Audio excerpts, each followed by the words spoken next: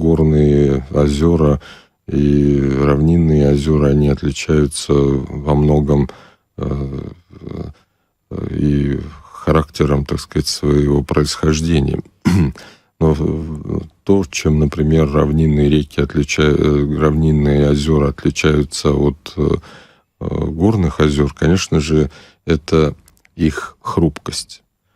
Например, озеро Рица, так, нам всем хорошо известное. При всей кажущейся это как бы вроде достаточно крупный водоем, но он в высшей степени хрупкий, уязвимый, потому что для такого озера, имеющего такую температуру воды, расположено в такой зоне, характер и возможности самоочищения у этого озера крайне малы.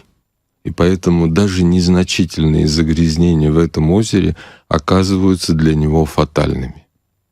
Поэтому, когда речь идет об охране природной среды и водных объектов в горах, даже небольшие загрязнения могут оказаться для этих водоемов критичными.